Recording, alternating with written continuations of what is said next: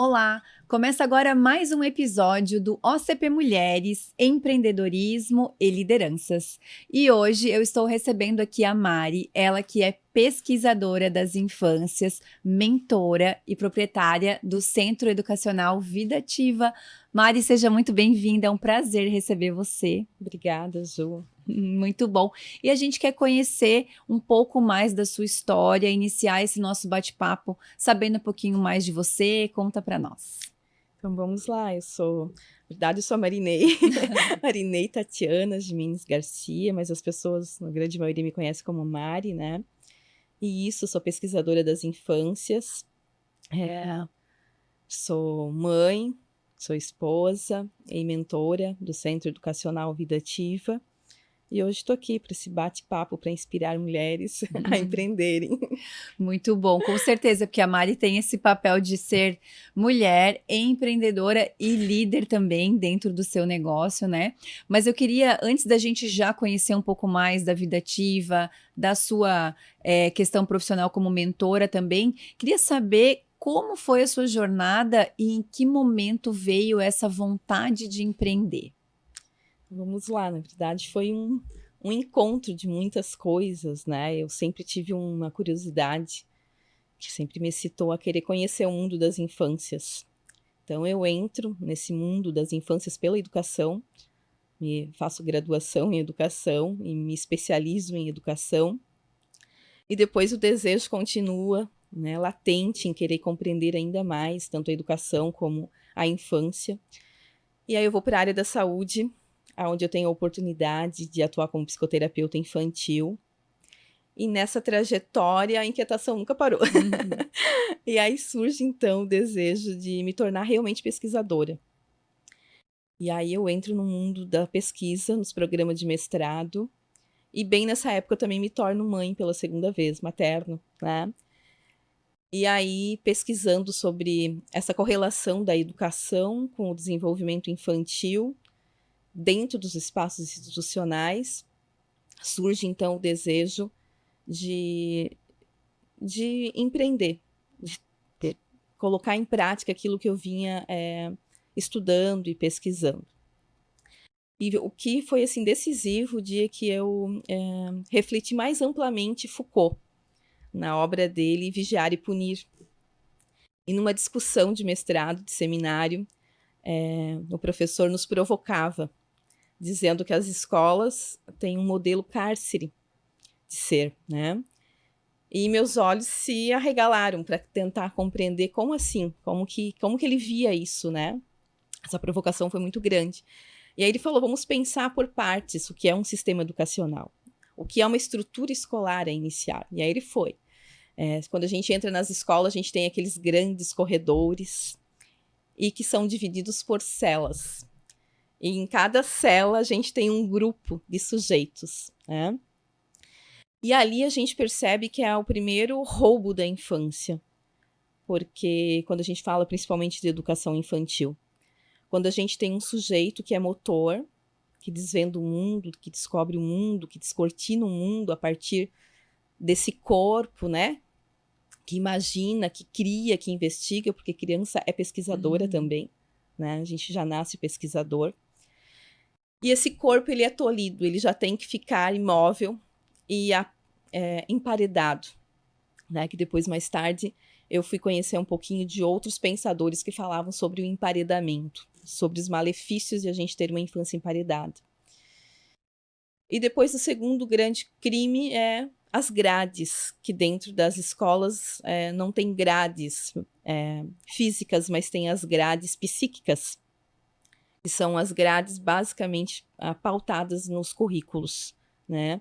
Então, hoje, quando a gente vai estudar sobre as infâncias, sobre o mundo do desenvolvimento infantil, principalmente dentro da psicologia, a gente vai entender que não existe nada de inteligível uma criança, por exemplo, preencher uma apostila, né? E tudo isso foi provocações de me fazer pensar, tá, mas então, como é essa escola? Sem grade, sem desemparedada, uma escola de conexão, porque aí Jung fala que nós somos seres de natureza, nós somos a própria natureza. E quando a gente é emparedado dentro de um lugar acimentado, a gente já se desconecta. Então, a gente tem já desde a infância uma patologia, que é a desconexão com a natureza, que hoje a gente já trata como a síndrome da falta da natureza, né? E nesse diálogo vai surgindo esse desejo de querer conhecer escolas que, então, possuem uma outra forma de ser, que são realmente escolas que a gente fala que são com gaiolas com portas abertas, né? Que são as escolas criativas e outras escolas. E aí eu viro mochileira da educação e vou conhecer um pouquinho essas escolas a nível de Brasil, a nível da América Latina, a nível de Europa. E eu me alimento, e eu me nutro muito, muito, muito com esse conhecimento. E aí vem o desejo empreendedor. Se existe tudo isso, e existe há muito tempo. A gente não está falando de escolas que abriram ontem, né? A gente vai pegar uma Europa, pegar uma Finlândia, que hoje é referência em educação infantil. A gente está falando de dezenas de anos praticando uma educação da liberdade, da inteligência sensível. E aí eu venho com esse desejo e então empreendo a Escola Vida Ativa, né? Não como algo que eu copiei, fui lá e busquei uma metodologia. Lídia Ortello fala muito disso, que hoje a gente comete um grande pecado na educação, que é o modismo educacional, né? A gente não quer essa educação do emparedamento, do aprisionamento, mas aí a gente vai olhar que educação que a gente poderia praticar e sem nenhuma pesquisa, sem nenhum estudo robusto, sem nenhuma compreensão do desenvolvimento infantil, a gente vai lá e faz uma cópia. Então, hoje está na moda, né? Alguns termos, inclusive, né? Hoje, as escolas regimilianas é um modismo da hora, né? E aí a gente vai estudar um pouquinho das escolas regimilianas, vai entender em que contexto histórico, em que época, em que cultura ela nasceu, como ela se dá, e eu tive a oportunidade de conhecer. Não dá para a gente ir lá e trazer esse contexto nu e cruamente colocar aqui. As escolas da floresta, né? Hoje a gente vê várias escolas praticando atividades, né? Coloca um cesto de folhas, dá um papel e a criança cola aquelas folhas da natureza sobre o papel. E aí a gente entende que a gente já pode se denominar escola da floresta. E eu fui fazendo essas reflexões a partir desses pensadores, de que eu também não poderia incorrer nesse erro, né? Da réplica de uma educação que é regional, cultural, que é daquela localização, daquela cultura, daquele povo. Mas também entendendo que aquilo tinha um princípio muito lindo sobre a infância. E aí eu trago e crio um método Vida Ativa, né, com autenticidade. Eu te diria que eu acho que é a parte mais bela do meu empreendedorismo, né? Criar um método Vida Ativa que é alimentado, que ela não é uma ideologia minha pessoal, né? Ela sim é um desejo meu pessoal, mas que ela foi alimentada por vários filósofos, vários teóricos, vários estudiosos dessa infância, para me ajudar a pensar esse cotidiano dentro desse espaço institucional, né? Essa relação desenvolvimento infantil e educação, que hoje eu vejo bem fragmentado, né? Aliás, há muito tempo a gente fragmenta a educação, desde a época de Descartes, né? Mas hoje ainda a gente tem isso, de entender que a educação é como se o papai e a mamãe entregassem para nós lá no portão, lá dentro do ambiente da escola, a cabeça de uma criança. E não essa criança que é uma totalidade. E aí eu vou estudar um pouquinho sobre essas dimensões da criança, embora tudo isso esteja nos nossos documentos legais, né? Que a criança é um ser de várias dimensões, mas lá na prática a gente não consegue ver isso acontecendo. Né? Então, Edgar Morin vem descortinar ainda mais esse mundo para mim e vem me fazer perceber essa infância dentro das suas múltiplas dimensões. E que então, quando a gente recebe uma criança dentro do nosso currículo, a gente sim tem que pensar que a escola tem uma ação social da aprendizagem, né? Mas essa criança traz um corpo biológico, né?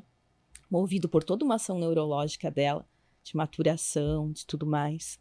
Ela traz uma psique, e eu costumo sempre falar para vocês, papais, quando vocês vão procurar uma escola, percebam que essa escola traz como filosofia, como vertente filosófica, porque a nossa mente, que a gente estava um pouquinho falando dos nossos filhos, né? ela vai se formando e formando a base da nossa personalidade por aquilo que a gente vive diariamente. E o que as nossas crianças estão vivendo diariamente dentro desses espaços? Um corpo aprisionado, uma ideia de copo vazio onde o conteúdo vai enchendo esse copo, né? Um corpo aprisionado dentro desse emparedamento que a gente chama, e uma fragmentação dessa infância. Então, tudo isso me moveu profundamente a empreender na educação, né? E eu tive a grata felicidade de ter os meus filhos por um grande período, né, na vida ativa, e viver isso na prática, acompanhando o desenvolvimento dos nossos filhos. E eu já vou te pedir para aprofundar na metodologia da vida ativa, até para trazer com um pouco mais de propriedade para nós, mas eu quero antes te perguntar, nesse caminho do empreendedorismo e nesse início de trazer algo relativamente novo também aqui para nossa região, quais foram os teus principais desafios? Eu acho que os principais desafios foram esses, né? Romper com esse paradigma educacional da colonização da infância, né? A gente tem aí 2 momentos históricos bem grandiosos que fez com que a educação seguisse esse percurso. Ainda somos muito bebê no Brasil, né? Somos aí um país de 500 anos, enquanto tem outros países que há 500 anos já praticam uma educação com tecnologias educativas muito atuais, considerando realmente o ser nas suas várias dimensões, né?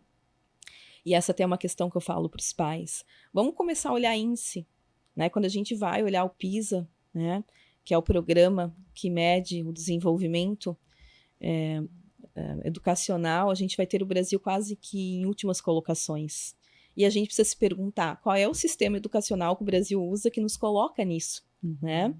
E qual o sistema educacional que outros países usam que colocam eles numa vantagem tão grandiosa frente a esse desenvolvimento da matéria humana, né? Então, os desafios foi romper com esse paradigma. Ainda é um desafio, né? Mas hoje já é um desafio conquistado, muito mais lapidado. Tanto é que hoje eu me sinto muito orgulhosa de saber que Vida Ativa inspirou muitos profissionais a se revelarem na sua essência e também vem inspirando muitas escolas, né?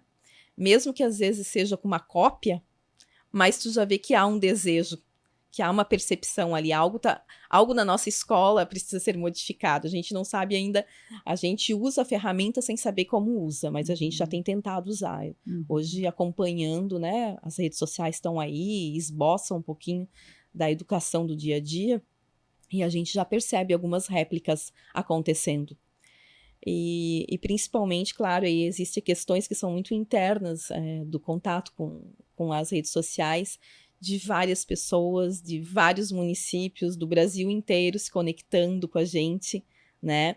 E para mim é sempre um prazer quando eu posso fazer uma prosa com essas pessoas, e inspirá-las e não como uma detentora desse conhecimento acabado, porque nunca está acabado, mas como alguém que já fez um percurso e que já pode mostrar alguns caminhos, né, para quem está caminhando.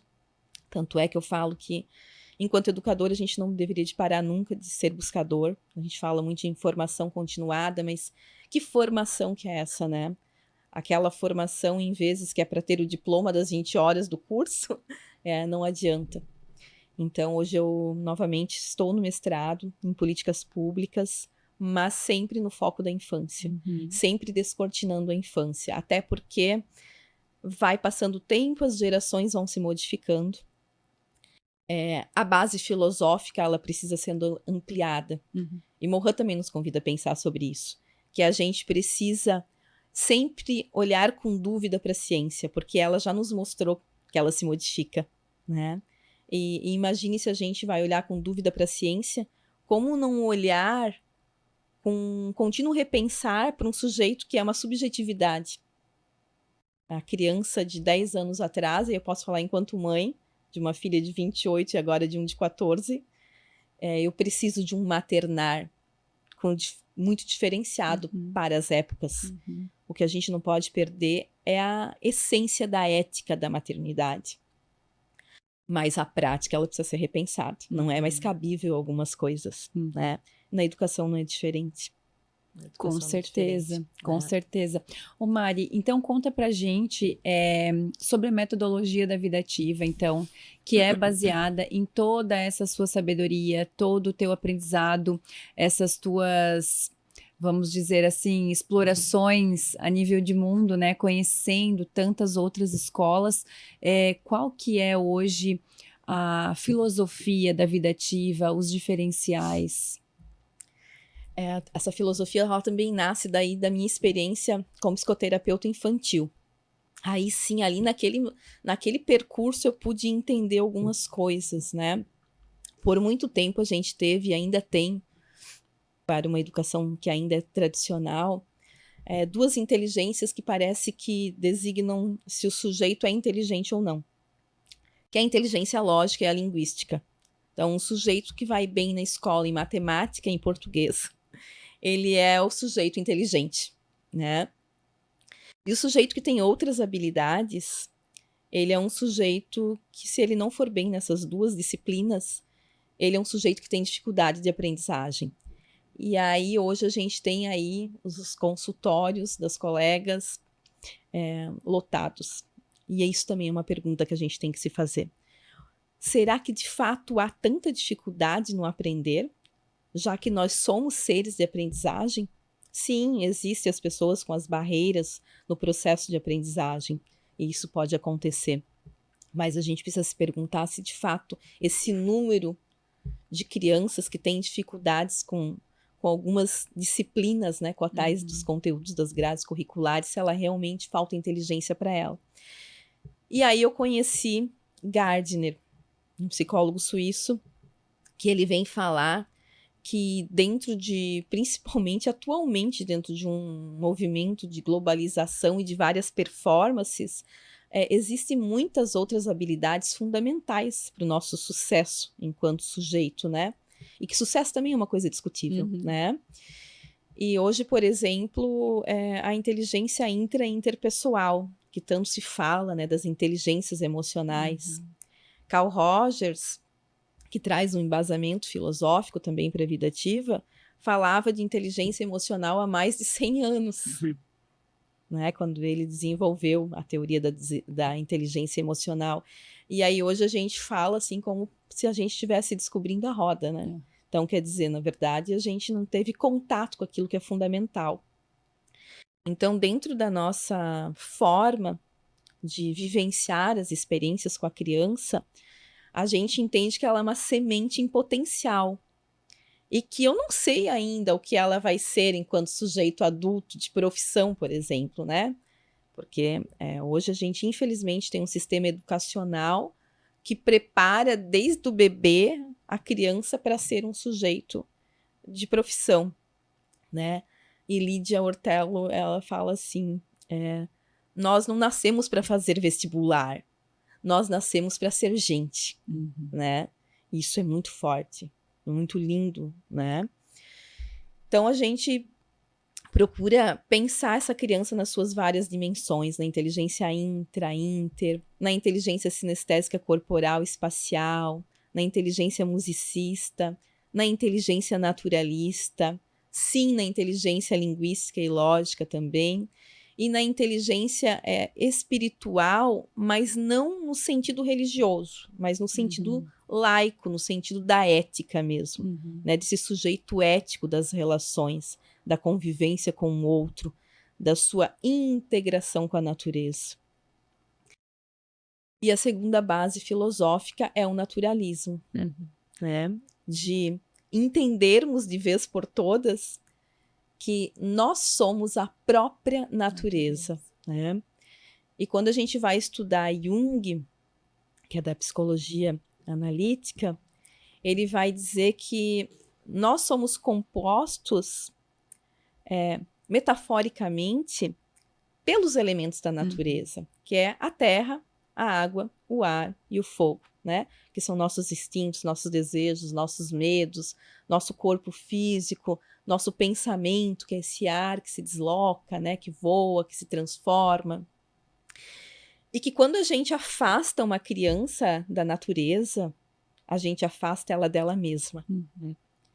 Então, hoje a gente já tem obras bem robustas falando sobre quanto adoecimento que nós estamos tendo por um afastamento dessa criança da natureza e de uma inserção dessa criança naquilo que ainda é artificial para nosso ser, como a tecnologia. Uhum. Hoje a gente sabe que o uso excessivo e inadequado e precoce da tecnologia, em especial as telas, né, ela não está tornando ninguém inteligente.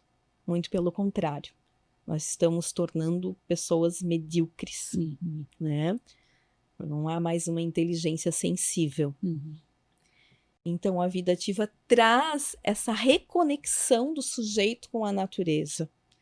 Mas daí não nesse modelo que eu lhe falei. Não é levando gravetos para um ambiente que a gente está conectando a criança com a natureza. É conectar os ciclos da natureza, é conectar aquilo que é próprio da natureza, que Edgar Morin fala que é o nosso maior desafio enquanto sujeitos, e aí eu te diria como mãe também, como pais, que é a gente querer ter certeza da previsibilidade. E a natureza ela é imprevisível. Hoje tem sol, amanhã tem chuva e possivelmente vai ter sol junto. É a nossa maior professora, né? É a nossa maior professora. E quando a gente dá para a criança a oportunidade de ela viver a sua natureza, integrada nessa natureza também, né? Ela vai compreendendo os ciclos das coisas, o tempo das coisas. Hoje, nossas crianças, elas não conseguem mais ter o tempo do plantio, do crescimento e da colheita. Elas querem plantar de manhã para colher à tarde, até porque a tecnologia dá para elas respostas muito rápidas, né? Então, elas querem essas mesmas respostas na vida. Uhum. E aí, isso é preocupante. Então, a vida ativa vem com esse desejo muito alinhado com algumas bases filosóficas, né? Como Edgar Morin, como Maria Amélia, como Leia Tiriba, como Lídia Ortélio, tantos outros nomes que nos inspiram de pessoas que têm uma profunda conexão com a cultura da infância, com a verdadeira cultura da infância. E hoje, Ju, eu vou te falar que me dói profundamente quando eu vejo uma escola que o pequeno pátio que ela tem, ela coloca lá grama sintética, né? Ou que às vezes num grande pátio que ela poderia explorar, ela não pensa a cultura da cidade, que é uma cultura de muita chuva, por exemplo, e ela não cria formas de tornar aquilo usável, né? Que daí é a questão da réplica. Você replica alguma coisa, mas você não sabe como você replica aquilo. E aí, quando a gente fala disso dentro do empreendedorismo, eu acho que é onde a gente mais vê as pessoas se perderem no empreendedorismo. Porque elas veem algo, querem replicar aquilo sem um entendimento daquilo, sem uma compreensão dos desafios daquilo, sem uma releitura para a sua própria cultura. E aí, o fracasso, ele é quase que certo, né? E aí, esse viés de mentora, essa sua nova versão mentora agora surge dessa necessidade, por exemplo? Desculpa, Ju, elabora um pouco melhor para mim sim. essa pergunta. Que agora você está também com um processo de mentorar pessoas, sim, né? Sim. Então, Área da vida ativa. Com certeza tem as suas mentoradas, que são as suas Sim. educadoras, as suas professoras, mas acontece também de você mentorar outros espaços? Sim. Hoje eu não tenho acolhido isso como uma agenda, né? Porque, como eu falei, novamente eu entro no programa de mestrado e ele exige bastante. E são 2 escolas, né? A Vida Ativa são 2 unidades. E é a maternidade, a relação conjugal, é eu, Mari, enquanto sujeito, pessoa. E, então, sim, eu faço esse trabalho. Eu ainda continuo com alguns atendimentos de pais, como eu fazia lá no meu consultório, que me buscam para compreender um pouquinho do desenvolvimento infantil e ter mais, eu não diria assertividade, mas mais lucidez nesse processo de paternar e maternar, né? Então, eu ainda faço alguns atendimentos e essa mentoria, assim, chegando aos pouquinhos, assim, mas com muito, muito prazer de ajudar as pessoas a refletirem sobre suas práticas, né? Porque eu sempre falo que eu não quero uma educação de qualidade só para a comunidade Vida Ativa. A educação de qualidade foi o que me levou para políticas públicas, né? Porque quando a gente fala de políticas públicas, a gente fala de programas de educação que a gente consegue ampliar, abranger, né? Para além, inclusive, da tua comunidade, do teu município, né? Do teu estado, que é garantir para a infância uma cultura de infância de muita qualidade. E eu bato muito na tecla da infância porque eu sou uma especialista em primeira infância, né? Mas isso também inclui os jovens, os adolescentes que estão no sistema educacional, porque essa mesma forma de pensar a educação, ela é para todo esse conjunto educacional, né? Ô Mari, e na tua opinião, quais são os principais impactos que essa desconexão com a natureza na primeira infância pode refletir depois nesse adulto? Hoje a gente já tem, né? Hoje a gente já tem pesquisas científicas indicando ansiedade nas crianças, né? Uma desconexão com o autoconhecimento, porque você não se conecta com processos, né? Você não percebe processos. Hoje a gente sabe, por meio de vários caminhos, seja da física quântica, da própria física, da química, que nós precisamos do contato com a Terra, né? É da espécie. Nós precisamos entender que o que nos compõe tem memória. A gente carrega milhões de anos, né, no nosso DNA. E nós somos seres da natureza. Tanto é que se hoje se extinguisse o Sol, nós não sobreviveríamos, né? Essa luz artificial, o nosso cérebro nem reconhece. Tanto é que quando a gente vai fazer um estudo, essa é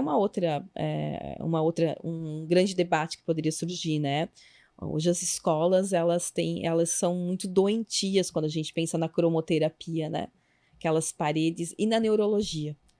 Né? No ano retrasado, eu findei uma formação em análise do comportamento e a questão neurológica era uma questão muito discutida, muito estudada.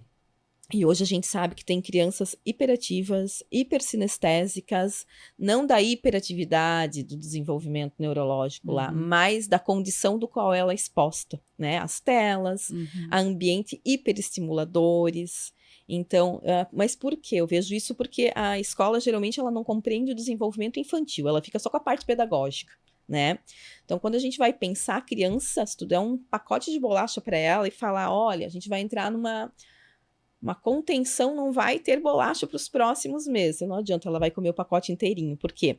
Porque, por isso que criança não sofre de ansiedade, não deveria, né? Porque ela não é futurista, ela lida com agora. Criança é presença, ela está na inteireza do tempo, né?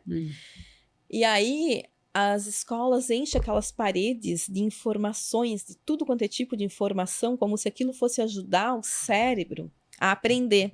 Eles usam essa teoria, né? Que eu também já usei há uns 20 anos atrás. A teoria de que as letras estão penduradas lá porque ajudam a aprender, a memorizar. Quando, na verdade, quando a gente vai compreender esse cérebro infantil, ele é um turista. Ele é um descortinador do mundo. O cérebro, tudo que ele olha na infância, ele quer compreender, ele quer decifrar. Quando a gente pensa numa fenomenologia da percepção, eu estou olhando aquela tela cor-de-rosa, eu como adulta entendo que agora meu foco está aqui no nosso diálogo, porque eu já tenho essa maturação neurológica que consegue fazer eu ter meus focos. A infância não, ela olha para aquilo, ela começa, será que aquele cor-de-rosa é do algodão doce? Será que é docinho igual pirulito? E a criança fica conectada com aquilo e ela foge totalmente o foco em vez daquilo que ela deveria de estar. E aí tu imagina esses ambientes que são cheios de informações. Nosso cérebro é um corpo que aprende a se exercitar.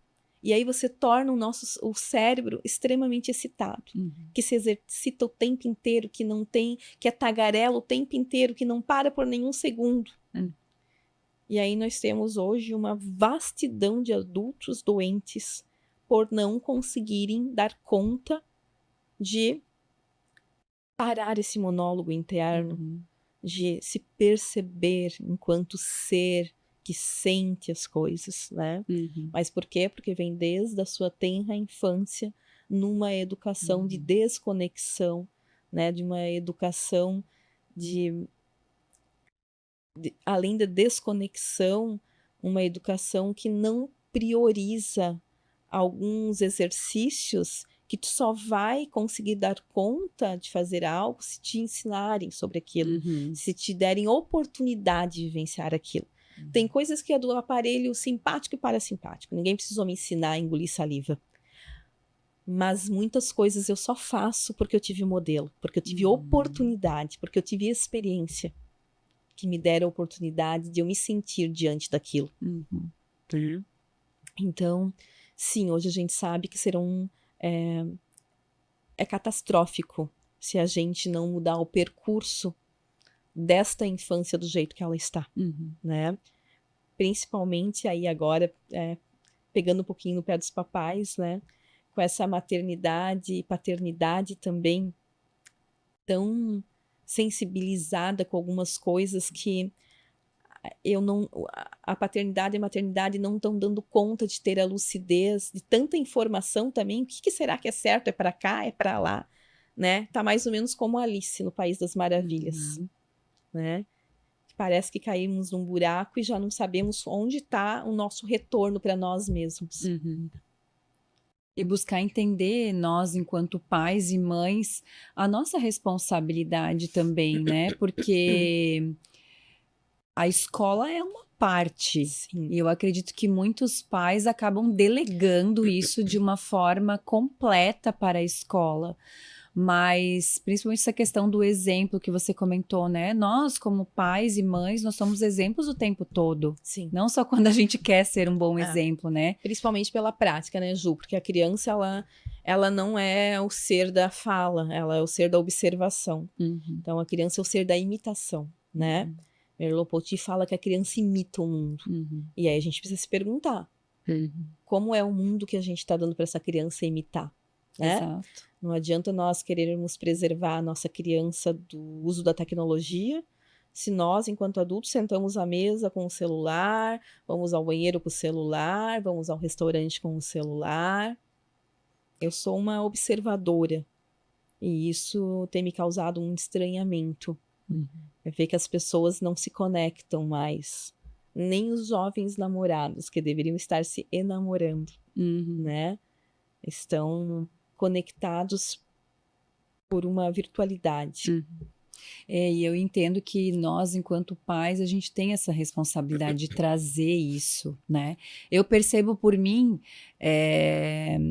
o quanto a maternidade foi um divisor de águas na minha vida e principalmente o quanto eu me reconectei comigo através, inclusive, da natureza depois que eu fui mãe, porque já havia percebido essa desconexão e o quanto eu consigo passar para os meus filhos também esses exemplos. Então, se você tem a escola e a família numa mesma linguagem, eu acredito que pelo menos uma semente foi bem plantada, Sim, né? sim. Porque muitas vezes talvez você vai conseguir perceber os resultados daqui a um tempo só, né? Será que deu A certo, gente não né? pode ser ansioso, né? Senão a gente está como a criança que planta de manhã e quer colher à tarde. Exato. E isso é o que me faz mais acreditar na educação infantil. Entender que aquilo que a gente está semeando ali, porque eu sempre falo que nós somos jardineiros da infância, né? Aquilo que nós, enquanto jardineiros e jardineiras da infância, estamos semeando, estamos colocando nesse solo dia após dia, não vai sair de lá, né? Pode não nascer todas aquelas sementes, Uhum, mas elas estarão lá. uhum, E aí que sim, cabe à família a não permitir que as pragas daninhas, né, sejam em abundância. Então, não adianta a escola, durante o percurso de segunda a sexta, conectar a criança com a natureza, uma alimentação saudável, uma relação de conexão consigo mesmo, de empatia com o outro, né? Da ética das relações, se aí depois fica em casa o final de semana inteiro botando ervas daninhas. Nosso trabalho vai ser muito mais difícil, né? Ainda assim, eu acho que tem resultado, mas o resultado é menos proveitoso. E essa até é uma das coisas que eu falo da Vida Ativa, por ela ser uma escola que atende de berçário a infantil 5. Ela não usei ainda o ensino fundamental, né? Para que você realmente colha tudo aquilo que a Vida Ativa tem para dar, é necessário fazer esse percurso de até o infantil 5. Porque isso eu também sinto muito nas pessoas, né?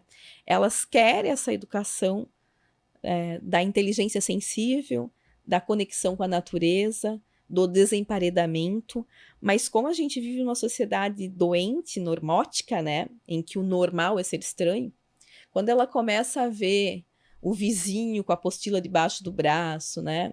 O outro também, e aí os próprios pais começam a duvidar da sua escolha paterna, né? E aí eles rompem, às vezes, com o processo pelo medo. E eu acolho esse medo, porque realmente a gente vive numa sociedade do medo. É o não pertencimento, né? É o não pertencimento das suas próprias... talvez crença não seja a palavra, mas aquilo que eu creio como educação para a minha família, né? Então, assim, também é uma discussão, uma reflexão bastante importante a ser feita. Sem dúvida. Ô Mari, e conta pra gente, então, você como empreendedora, como líder lá de uma equipe de muitos funcionários, porque 2 escolas, né?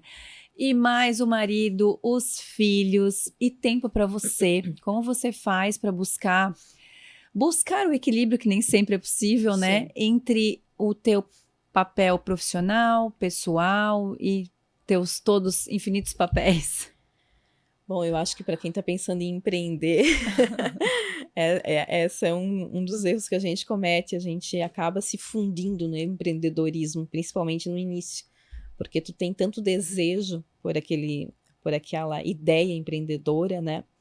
Que tu entende que a tua vida passa a ser aquilo. E como tudo, a sabedoria ela nasce casada com o tempo ele vai nos ensinando, às vezes de forma dolorosa, às vezes de forma amorosa, de que há preciso 2 coisas. Uma se chama disciplina e a outra egoísmo, né? A disciplina no sentido de, se você não disciplinar, você vive em função realmente, porque o empreendedorismo realmente requer muito empenho, muita entrega, né? E você acaba vivendo aquilo e levando aquilo para todos os âmbitos. Tua casa se torna escola, tua família se torna... Tudo tá muito misturado. E com disciplina você... Não, aqui acabou essa parte, aqui agora eu preciso me conectar. E você precisa colocar essa disciplina, porque as pessoas hoje já não têm mais senso também. Senão as pessoas daqui a pouco elas entendem que elas precisam te acessar, principalmente com uma escola que a gente entende como escola pequena, né? Hoje a Vida Ativa atende mais de 250 famílias, mas ainda se entende como escola pequena. Que daqui a pouco o acesso às pessoas dessa escola não se tem horário, não se tem limite. Sim, então, 10h30 da noite tá te mandando o WhatsApp. Exato. Então você precisa trabalhar com a disciplina. E outra coisa é com o egoísmo. Se você não ser egoísta, de olhar para você e se colocar em algum lugar desse processo também é um empreendedorismo doloroso. Inclusive, essa é uma das coisas que eu trago para quem deseja empreender, que busque o autoconhecimento, para saber quem você é nesse processo todo, para que a gente não se funda e não se misture com tudo. E isso foi uma coisa que eu aprendi enquanto psicoterapeuta, ser a haste da balança, porque senão a gente está nos pratos, nos pratos das emoções que vão ser diversas durante esse percurso do empreendedorismo, e você fica nos pratos, nos pratos, nos pratos. Então você precisa ir para a haste, mas isso é um trabalho realmente de autoconhecimento, de uma performance que a gente tem que entender que, em vez a gente não consegue ficar sozinhos, a gente precisa buscar as mentorias, os processos terapêuticos, né? Outras pessoas que nos ajudam a se firmar. Que é o centro, né? Como você traz a haste como um centro, nosso centro. Né? Não quer dizer que você não saia do centro, porque vai ser impossível você não sair. Mas que você entenda que há um centro e que você deve retornar para ele. É o teu abrigo, né? Maravilhoso. Mari, e conta pra gente, pelo que você quer ser lembrada? Ai, essa pergunta me causou um arrepio até no corpo, né? Não é nem no desejo de querer ser lembrada, mas poder ter deixado um legado nesse solo sagrado das infâncias. Então, esse ser lembrada com muitos nomes que eu trouxe aqui, né? Como alguém que acreditou numa ideia e que se alimentou de forma responsável para que essa ideia pudesse ser praticada. Alguém que semeou nesse solo sagrado da infância com muito respeito, com muita autenticidade, com muita responsabilidade, né? Eu acho que dessa forma, sim, seria bem belo, bem poético. Muito bom. A Mari é muito gostoso de conversar e ouvir, porque vem muito conhecimento e para mim faz muito sentido o que você traz, porque trabalhando hoje com adultos, principalmente mulheres, eu vejo a importância que é essa conexão e o quão isso pode gerar problemas num adulto, né? Então, valorizo muito isso. Sim. Nossa infância, a escola é o primeiro lugar para além da nossa casa, né? Então, ela vai deixar, quando a gente novamente entende desenvolvimento infantil, onde que ela, nessa pirâmide, ela está formando o seu subconsciente, ela está registrando, impregnando ali as suas crenças, que muitas serão limitantes, né? O que é viver fora desse lar? O que é aprender? Por que tem criança, né, que os consultórios hoje estão demasiadamente repletos disso, de crianças que não vão bem no desempenho acadêmico, não por uma questão cognitiva, mas uma questão afetiva com a aprendizagem. Porque ela não aprendeu a gostar do processo de aprender, Ju. E você já imaginou a gente não gostar do processo de descortinar o mundo? De pesquisar sobre as grandezas e minúcias desse mundo? Que para mim acho que é o que a gente vai fazer até o último dia da vida. Até a última respiração, né? E a escola mata isso quando ela aprisiona esse pequeno corpo, quando dá esse pequeno corpo uma mesinha com uma cadeira e quando dá um livrinho, uma apostila, aonde não há nada de inteligível e que a criança não pode nem... Aí a gente fala de protagonismo infantil. O que é protagonismo? A gente precisa rever esse conceito, né? O que é a essência humana? A essência humana é um ser de transformação, de potência realmente, né? A gente, desde a nossa concepção enquanto ser humano, é um processo de mitose que nos torna vir a ser um corpo, e um corpo cheio de potência cognitiva, emocional, psíquica, social, cultural, transpessoal, né? Então, a escola precisa deter esse conhecimento para que a gente cometa o menos pecado possível sobre essa infância, porque quando eu falo disso, eu não coloco a vida ativa num pedestal de uma escola que não comete também seus erros, mas uma coisa é você cometer erro e estar atenta que você precisa mudar o percurso daquilo. Outra coisa é você ficar cometendo porque você nem sabe que aquilo é um erro, né? Porque eu estudei na pedagogia metodologias de aprendizagem, teorias da aprendizagem. Eu, por muito tempo, fui professora de pós-graduação. E justamente da disciplina Psicologia do Desenvolvimento. É algo a ser pensado. A prática da pedagogia, ela dá pouquíssimo da disciplina de Psicologia do Desenvolvimento. E o que é uma infância num processo de aprender, se não é você saber sobre o desenvolvimento da infância? E aí, a gente volta na pedagogia cartesiana. A gente esquarteja a criança, né? E fica lá só com a cabeça, só para aprender a ensinar aquela cabeça alguma coisa. E cobra, né? E cobra, né? O vigiar e o punir de Foucault, né? A gente vigia o tempo inteiro e pune o tempo inteiro, até porque as métricas da inteligência, do resultado, elas são métricas não cabíveis também. Comparativas, né, muitas vezes. Numéricas, né? Vamos pensar que alguém precisa dar uma nota para o nosso encontro de agora. A partir do que a gente pode dizer que foi bom ou foi ruim, né? Então, assim, tem coisas que são da subjetividade que não dá para medir com números. E a educação, principalmente a educação infantil, é um mundo de subjetividade. Como é que eu vou medir com números? Né? E às vezes os pais querem o número, isso que é mais... Porque o número me dá conforto. Exato. Né? E o mesmo que o número seja ilusório. Se alguém dizer, os pais têm, assim... O ego fica muito feliz quando eu posso dizer que o meu filho tirou 10 na prova. Ao invés dele buscar entender que aquele 6 ou que aquele 7 foi para aquela criança máxima do seu potencial, para aquele momento, para aquela aprendizagem, para aquela vivência, né? E que ela saiu de lá muito mais transformada de quem tirou 10. Tanto é que hoje a gente tem as pessoas... Tu deve ter essas histórias na tua vida, como eu tenho na minha. Eu estudei com amigos e amigas que tiravam só 10 em prova, né? E que hoje não ocupam nenhuma posição de referência, ou de intelectualidade, ou de contribuição com alguma coisa inteligível para a sociedade, né? Ai, Mari, a gente podia ficar horas aqui conversando, Sim, né? sim. Mas muito grata Obrigada, eu pela também. tua história inspiradora à frente da vida ativa, como ser humano também, né? Saber que tem toda essa, não diria uma preocupação, mas acho que uma missão Sim. de trazer tudo isso.